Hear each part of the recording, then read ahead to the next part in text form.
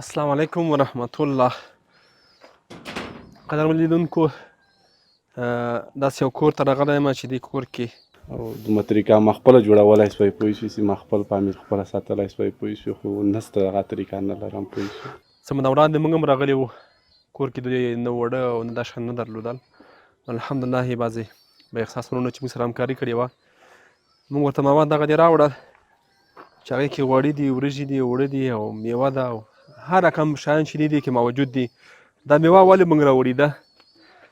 یو ورور موږ ته ویلي وو چې زه هغه وخت ډېر خفه کېږم چې کله خپلې مور ته میوه شیره نه وړم او وس مې ونه رسېږي.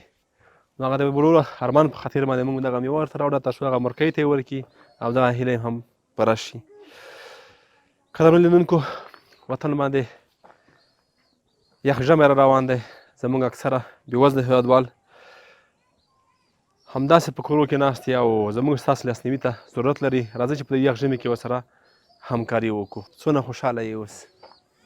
ډېر خوشحاله یم پوه شوې تاسو نه تاسې پوه شوې د ریاست نه موږ ډېر خوشحاله یو چې تاسې داسې بېوزله کورنۍ غریبانانو سره تاسې دومره زړه له خلاصه داسې کومک کوئ. الله پاک دې پوه شي تاسو ته ډېر ډېر اجرونه درکړي. خوشحاله اوسئ. الله پاک دې هغه چا ته اجرونه ورکړي چې مرسته کړې ده. اللهم امین. پوه شئ هغو ته دې هم خدای پاک ډېر اجرونه ورکړي، تاسو ته دې هم الله پاک ډېر اجرونه درکړي. پوه شئ تاسو په کور کې اوس فلحال څه شی وو؟ زموږ په کور کې پوه شئ چې مدیر صاحب زه خپله صفا درته ووایم پوه شئ موږ بېګا ډوډۍ قسم دغه خوړلي، یعنې قسم مې بې غرضه درته وکړو په اوداسه یم الله اکبر چې موږ چې نه یو خوړلي. پوه شوې دا اوس زه دې ته ولاکه پوهېږم پوه شوې چې په دې بخار کې به پوه شئ د 50 روپیو وریژې مې مورکۍ راغوښتې وي، هغه هم 1.5 روپۍ د دې کور والا نه یې قرضه راخیستې وې. 50 روپۍ وریژو ته ورکړې وې او وریژې یې راوړې دي په ایښې دي. موږ نه قسم د بېګا خوړلې وي، نه مې قسم د تګي شی چکلی وي، نه مې چې څکلي وي، نه مې چې خوړلي تر اوسه پورې.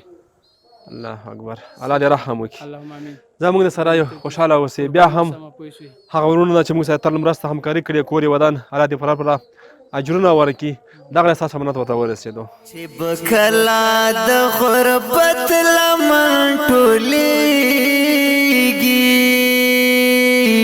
په پیوند جمع یې دوه سترګې شرمېږي په پیوند جمع یې دوه سترګې شرمېږي وچې شونډې سر په پر پښې ابله پښې وي